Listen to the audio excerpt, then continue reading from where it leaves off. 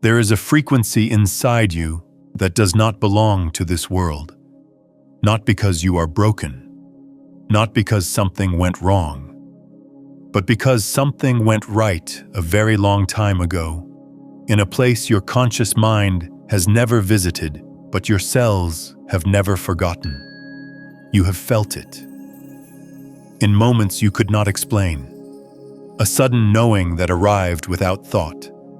A homesickness for somewhere you have never been. A pull toward the sky at night that was not curiosity, but recognition. And if you are hearing these words right now, in this moment, on this day, it is not an accident. Nothing about your presence here is random. This video did not find you because an algorithm decided you were a good match. It found you because something inside you sent out a signal, and that signal was answered. But before we go any further, I need you to understand something that will reframe everything you think you know about what a starseed actually is. Because the word has been diluted, it has been turned into an aesthetic, a personality quiz result, a label people collect alongside their zodiac sign and their Myers-Briggs type. And that dilution has done something dangerous. It has made you doubt the very real, very specific thing that is happening inside your body right now. So let us strip away the decoration and look at what is actually occurring, not as metaphor, not as myth, but as a process that science is only now beginning to have language for. Start with your DNA. Not the romanticized idea of it, but the physical molecule coiled inside every one of your roughly 37 trillion cells. For decades, molecular biology operated under what was called the central dogma. DNA makes RNA, RNA makes protein, and that is the direction of information flow. Your genetic code was treated as a fixed script, written at conception, read in one direction, essentially unchangeable. You were your genes, and your genes were your fate. But that model started to crack in the early 2000s, and what emerged from underneath it is far stranger and far more relevant to what you are experiencing than anything the old model could explain. Epigenetics revealed that the genome is not a fixed text. It is a dynamic, responsive instrument. Methyl groups attach to cytosine bases along the DNA strand, effectively silencing certain genes. Histone proteins around which the DNA is wound can be acetylated or deacetylated, loosening or tightening access to specific sequences. What triggers these modifications is not random mutation. It is environment, experience, emotion, perception. Your lived experience is literally editing which parts of your genetic code are expressed and which remain silent, not changing the letters of the code, but changing which chapters are open and which are sealed shut. Now here is where this becomes directly relevant to what you are feeling. Within the human genome, there are vast stretches of DNA that were dismissed for decades as junk. Non-coding sequences, regions that did not appear to produce proteins and were therefore considered evolutionary debris, leftover remnants of ancient viral insertions and meaningless repetition. Current estimates suggest that roughly 98% of the human genome is non-coding. 98%. The entire framework of genetics was built on the 2% that made proteins, and the rest was ignored. But recent research, particularly from the ENCODE project, has shown that a significant portion of this so-called junk DNA is biochemically active. It produces regulatory RNA. It influences gene expression across distant parts of the genome. It responds to signals. Some of these non-coding regions contain sequences that are remarkably conserved across species and across enormous spans of evolutionary time, meaning natural selection has been protecting them, keeping them intact, as though they matter deeply, even though we do not yet fully understand what they do. What if the activation you are feeling, the one that woke you up at 3 in the morning, the one that made you suddenly unable to tolerate the life you were living, the one that is making your skin feel like it does not quite fit, is not a spiritual metaphor?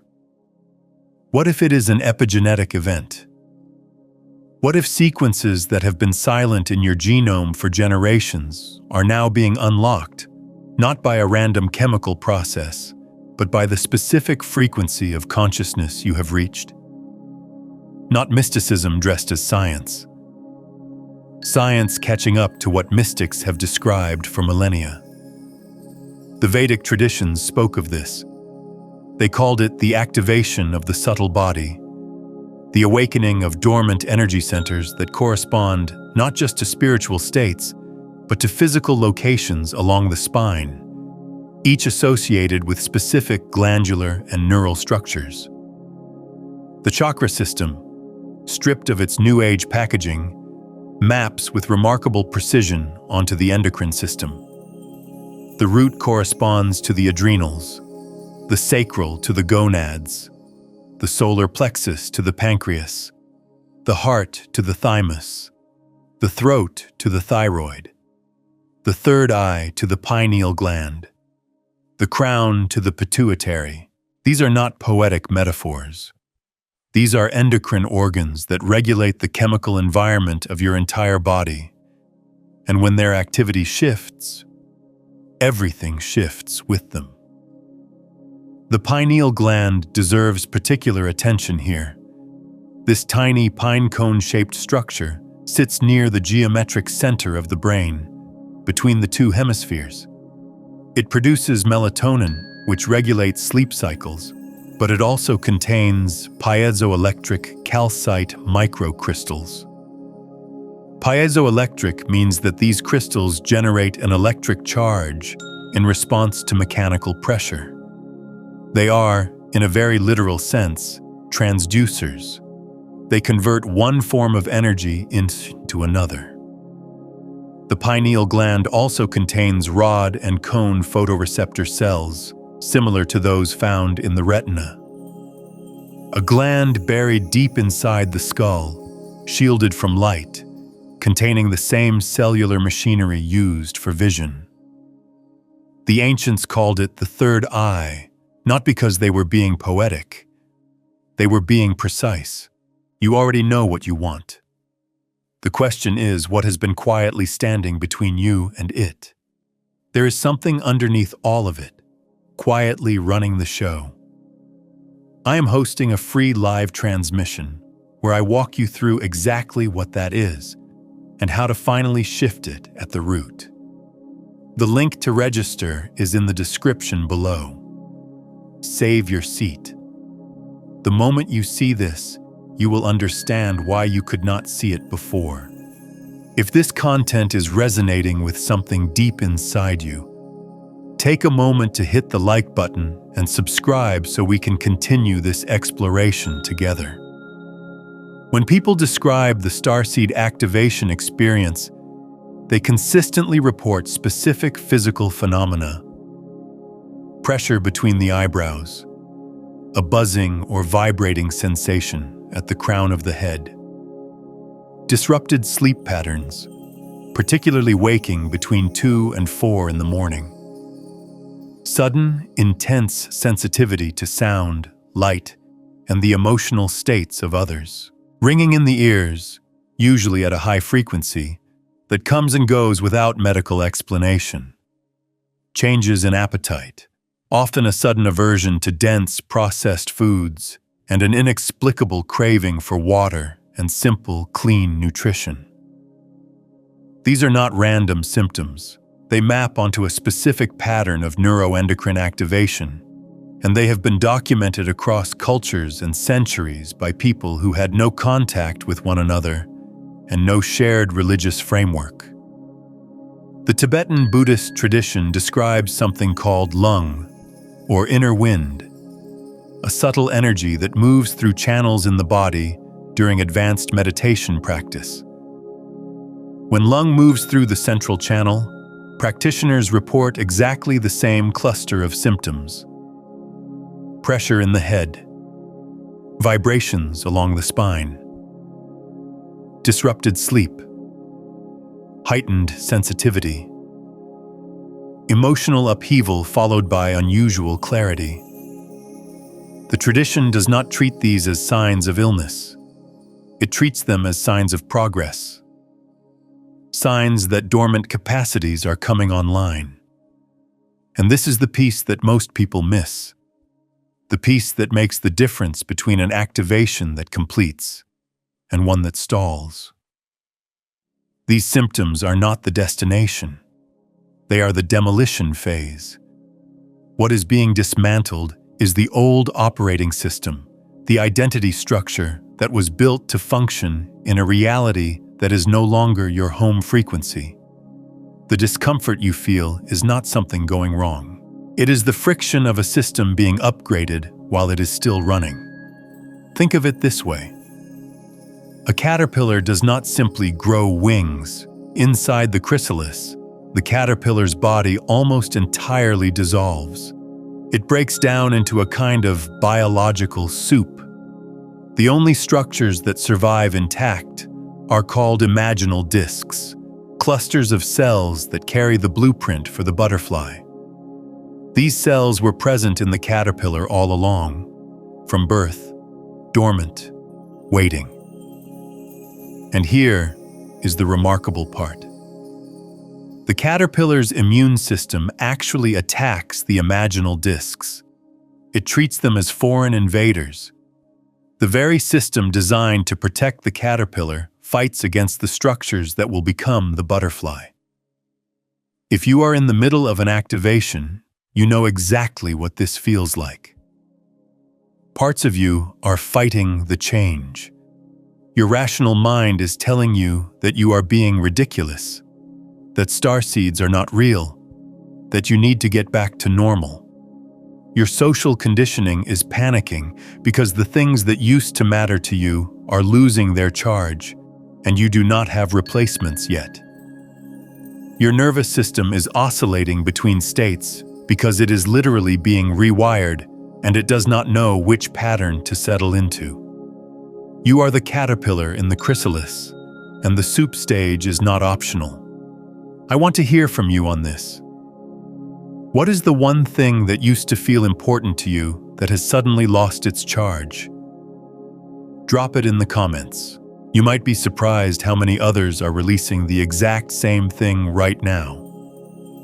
But the imaginal discs win.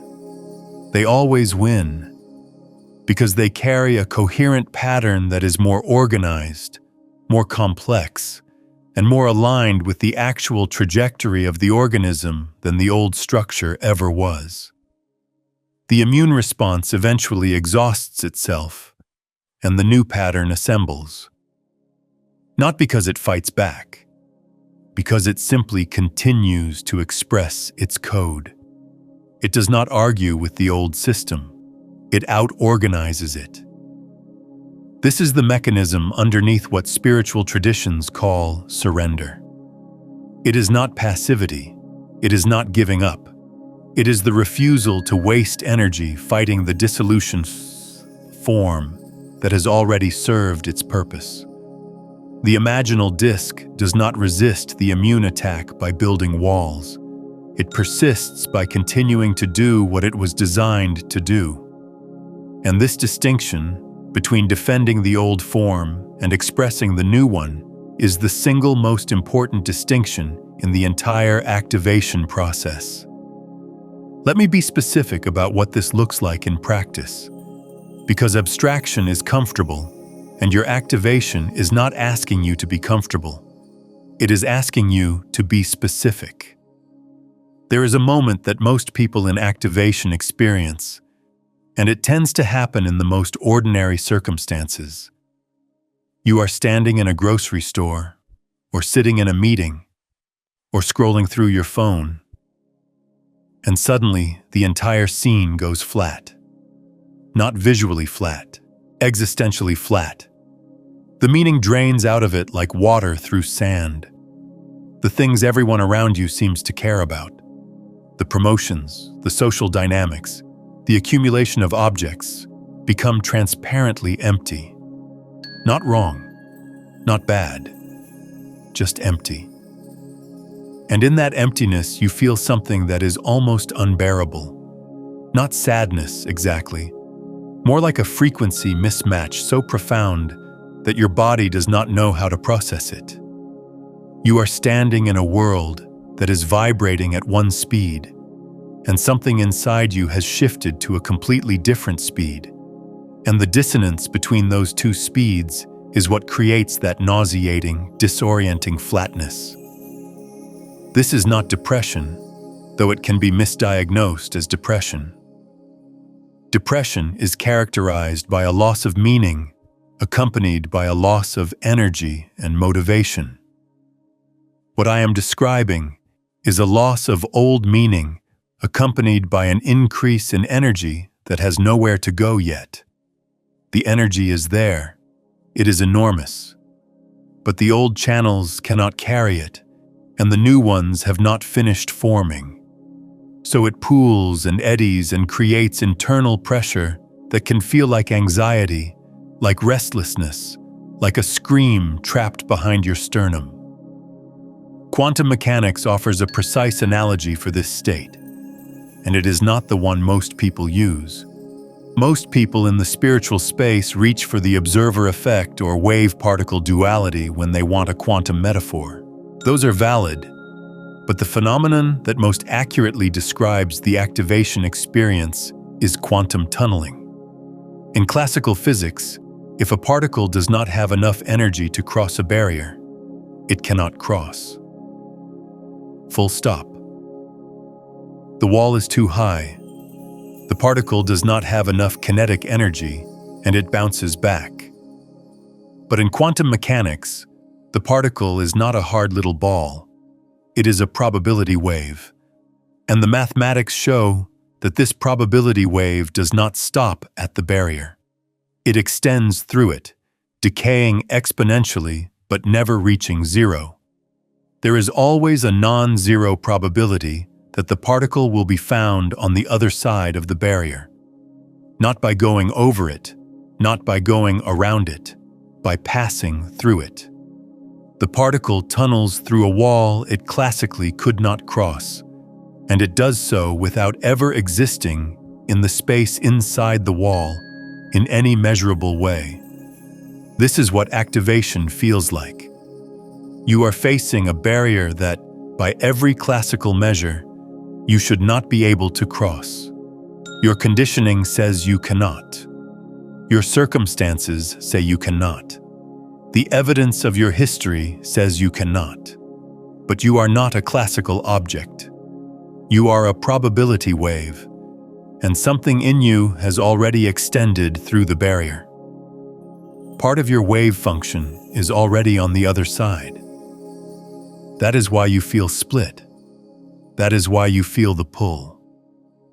Not because you are imagining a future, because a version of you is already there. And the coherence between what you are and what you are becoming is generating an actual, felt, physical pull. The physicist David Bohm would have understood this. Bohm proposed what he called the implicate order, a deeper level of reality in which everything that appears separate in the manifest world is actually enfolded into an undivided whole. The explicate order is what we see, the world of separate objects and events. The implicate order is the source field from which all of those objects and events unfold. And crucially, Bohm argued that consciousness is not separate from this process. Consciousness is the activity of enfoldment and unfoldment itself. In Bohm's framework, what we call a STARSEED activation is not the arrival of something from outside. It is the unfoldment of something that was always already enfolded. The information was there. The pattern was there. The blueprint was there. What changes is not the content, but the degree of unfoldment. Layers of the implicate order that were previously hidden from your conscious experience begin to express themselves in the explicate world of your thoughts, your sensations, your perception. You are not downloading something from the stars. You are unfolding something from the deepest layer of your own being, a layer that is, in Bohm's terms, not separate from the cosmos itself. This reframe matters because it changes what you do with the experience. If you believe activation is something being done to you from outside, you wait. You become passive. You look for signs and confirmations. You ask the universe to send you the next step. But if you understand that activation is the unfoldment of what is already within you, your role changes completely. You are not the recipient. You are the process. Your attention, your willingness, your capacity to stay present with the discomfort of the chrysalis. These are not passive qualities. They are the mechanism of unfoldment itself. If you are feeling the truth of that, there is something deeper I want to offer you. Have you spent years chasing manifestation, visualizing, affirming, raising your vibration, only to watch the same patterns repeat? Every traditional method assumes the same thing, that you are separate from what you want. That separation was never real. You were chasing a signal you were already broadcasting. Beyond the frequencies, a quantum guide to consciousness mastery walks through all 9 frequencies, from the dense transmissions trapping you, through the ascending currents, to the master frequencies where consciousness becomes the field. Every method you tried sent a signal outward. This one tunes the signal you already are. Every day you delay, your nervous system broadcasts the same old signal, and breaking free gets harder. So move on it tonight. The link is in the pinned comment below. Now, let us return to the practice of unfoldment itself. Let me give you something concrete to work with. Right now, wherever you are, I want you to bring your attention to the center of your chest. Not the surface of the chest. The center. The space behind the sternum, in front of the spine, roughly at the level of the heart. Do not try to feel anything specific. Just place your attention there as though you were shining a flashlight into a dark room. Not looking for anything, just illuminating. Now notice what happens. Most people, when they do this for the first time, experience one of 2 things. Either they feel a warmth or a subtle expansion in that area, as though the chest is opening slightly. Or they feel a tightness, a contraction, sometimes even a mild ache, as though something in there is wound very tight and does not want to be seen. Both responses are information.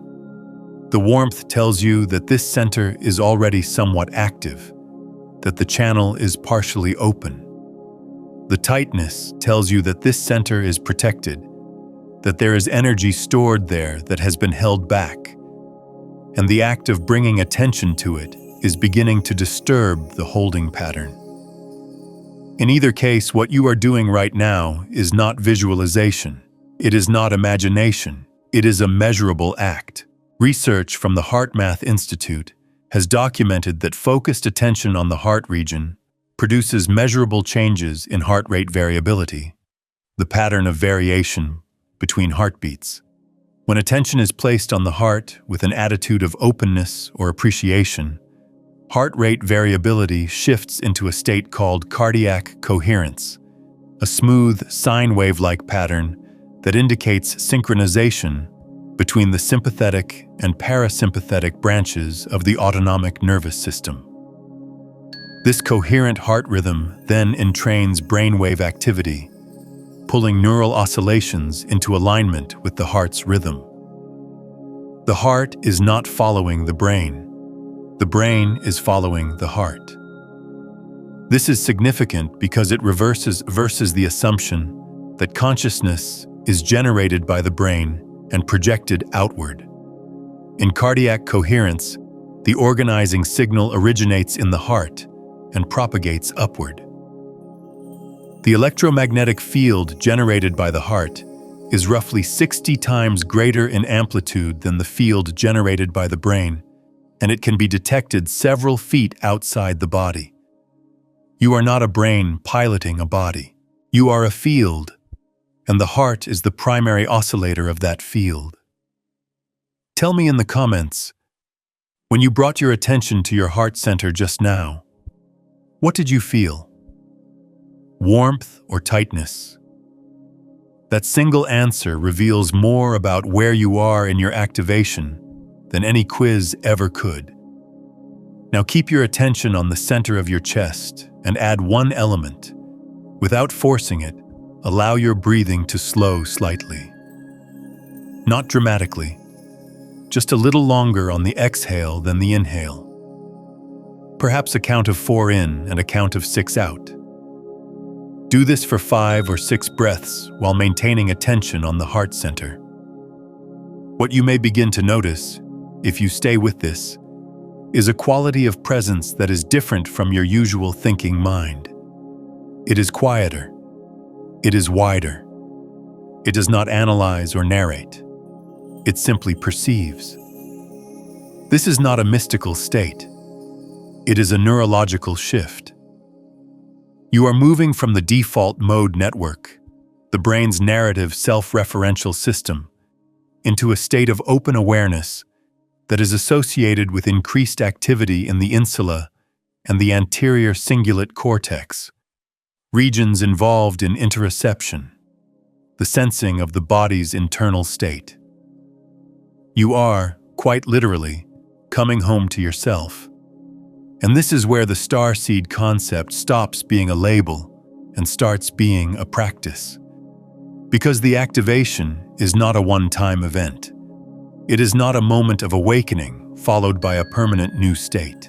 It is a process of increasing coherence between what you are at the deepest level and what you express at the surface level.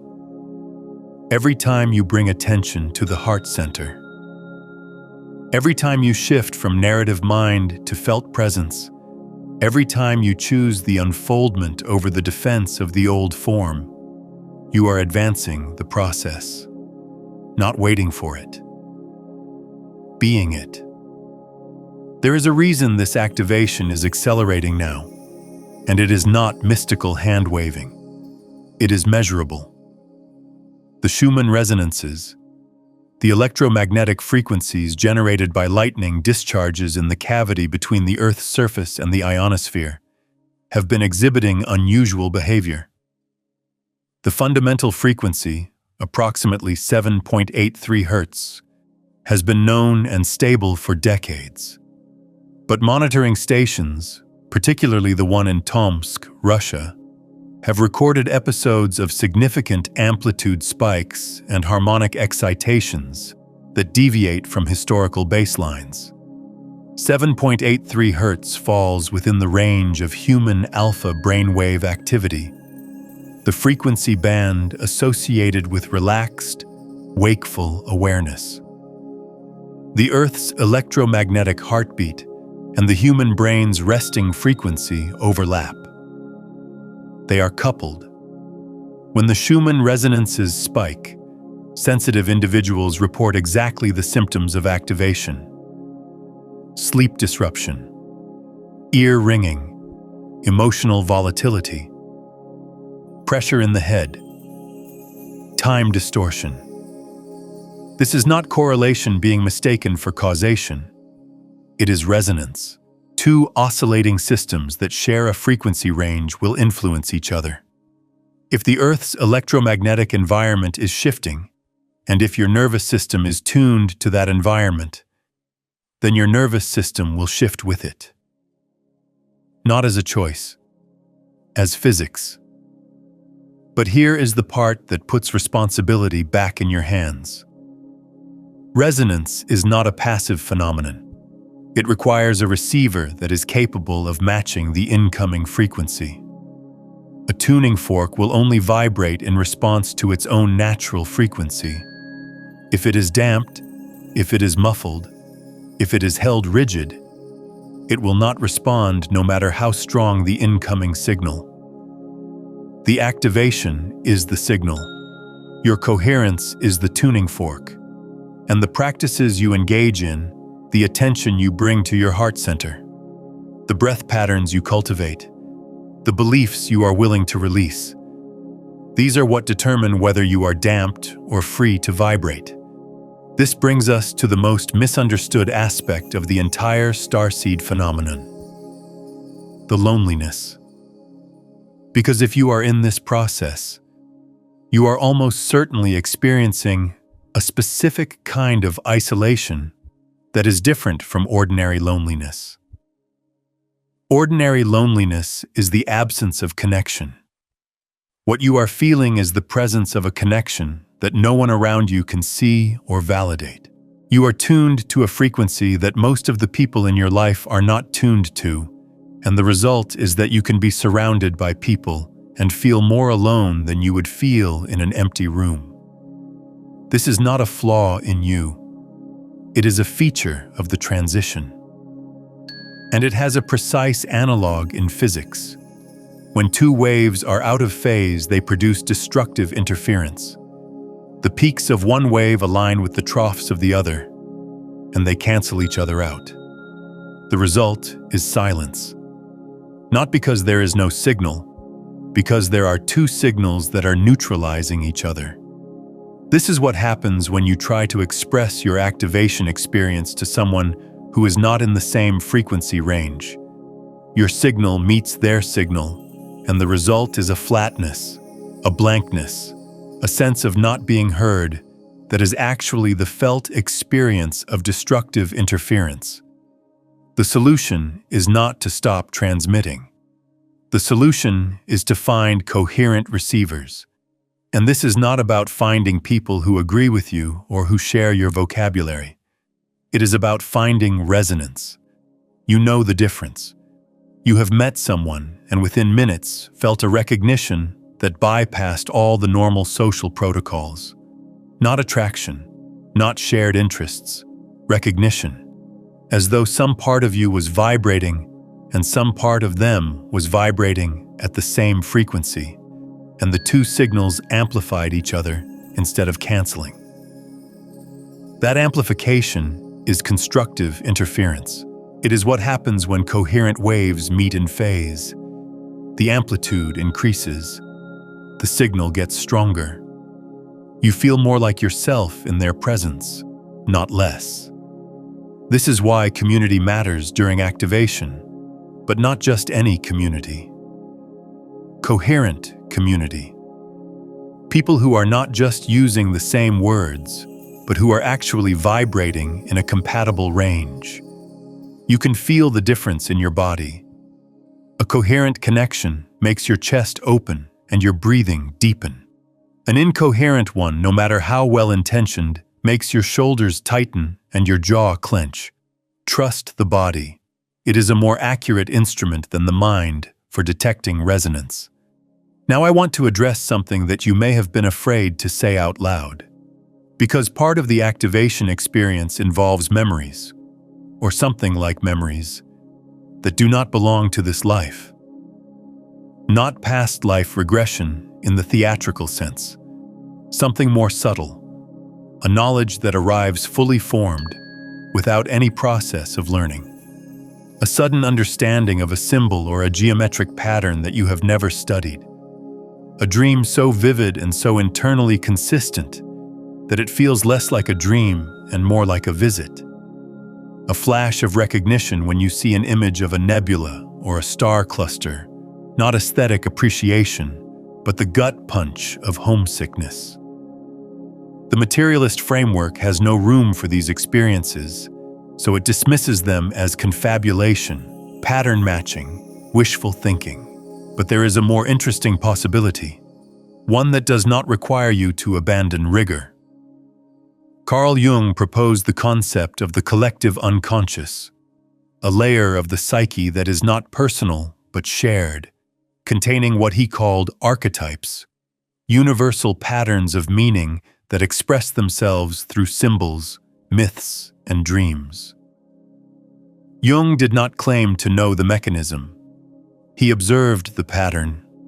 People across cultures, without contact, produced the same symbolic structures, the same motifs, the same figures. If we update Jung's framework with Bohm's physics, something remarkable emerges. The collective unconscious maps onto the implicate order. The archetypes are enfolded patterns that unfold through individual psyches. And if the implicate order is non-local, meaning it is not bound by spatial separation, then the patterns enfolded within it are not limited to this planet, this species, or this epoch. The information that unfolds through you during activation could carry patterns from anywhere in the implicate order. Not because you physically traveled from another star system, because at the level of the implicate order, there is no distance. There is only enfoldment and unfoldment. The starseed memory is not a memory of a place. It is the unfoldment of a pattern that was enfolded from a non-local source. This is a crucial distinction because it frees you from the trap of literalism without dismissing the experience. You do not need to prove that you lived on Sirius or Arcturus or the Pleiades. You do not need to defend a biographical claim that your rational mind cannot support. What you need to do is honor the pattern that is unfolding and ask what it is asking of you. Because every pattern that unfolds carries information, and that information has a direction. It is pointing you toward something, not backward toward an origin story, forward toward an expression that has not yet occurred. And this is the part that most starseed content gets completely wrong. It fixates on the origin. Where did you come from? What star system? What soul group? And while those questions can be interesting, they are ultimately a form of spiritual nostalgia. They orient you toward the past, toward a home you have already left, and they can become a way of avoiding the much harder question, which is not where did you come from, but what are you here to unfold? The activation is not a homecoming. It is a deployment. You are not here to remember where you were. You are here to become something that has never existed before, a specific expression of consciousness that could only emerge from the intersection of your particular pattern with this particular time, this particular planet, this particular density of experience. The loneliness, the sensitivity, the inability to fit into the old structures. These are not punishments. They are design features. They ensure that you do not get comfortable in a form that is too small for what you are becoming. There is a practice that I want to offer you now, and it is different from the heart center exercise we did earlier. This one works with the specific quality of the starseed experience, the sense of carrying a pattern that is trying to express itself but does not yet have a form. Find a time when you can be undisturbed for 10 minutes. Sit comfortably. Close your eyes. And instead of trying to quiet your mind, do something counterintuitive. Ask your mind a question and then stop asking. The question is this: what is trying to come through me? Not what do I want? Not what should I do? What is trying to come through me? Ask it once silently, and then release the question completely. Do not look for an answer. Do not analyze. Simply sit in the space that the question opens and notice what arises. What arises may not be verbal. It may be a color, a sensation, a geometric shape, a feeling tone that has no name, a pull in a specific direction. an image that seems unrelated to anything. Do not judge it. Do not interpret it. Just notice it and let it be. You are not generating this content. You are receiving it. And the act of receiving without immediately interpreting is what allows the implicate pattern to unfold without being distorted by your existing mental frameworks. Do this practice daily for a week and keep a simple record of what arises. Not a journal, not an analysis, just a few words or a quick sketch. After 7 days, look at the record. You will begin to see a coherence, a thread, a pattern that your conscious mind did not construct, but that is unmistakably organized. That pattern is the signature of what is trying to unfold through you. It is not a message from the stars. It is the stars expressing themselves as you. Consider sharing this video with someone you know who is going through this same process. Someone who has been feeling the dissonance, the loneliness, the unexplainable pull.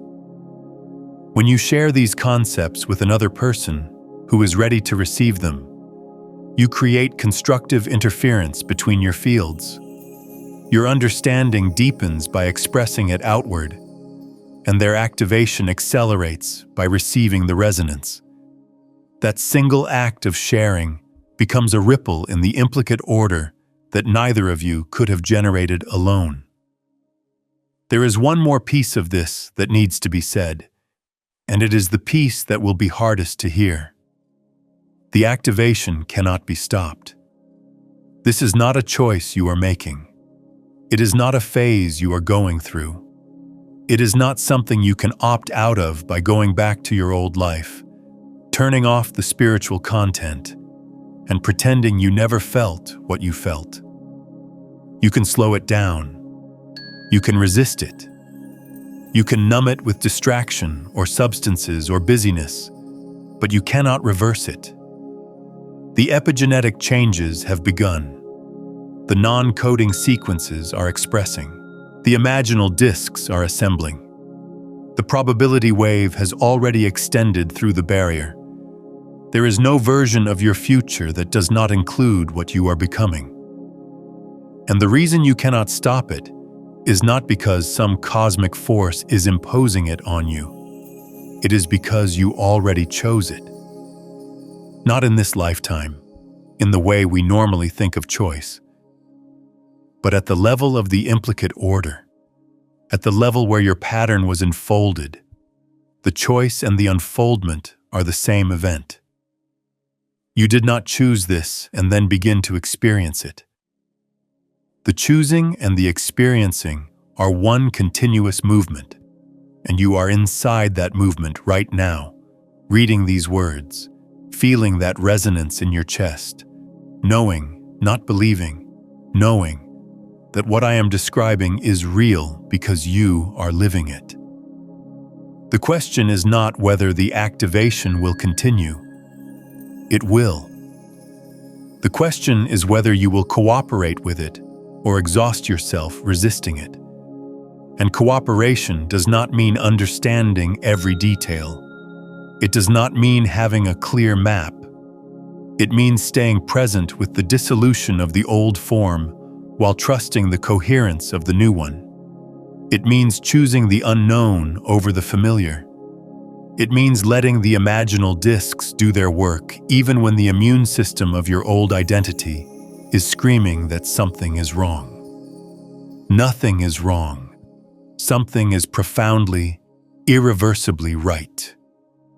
And the discomfort you feel is not the problem. It is the proof.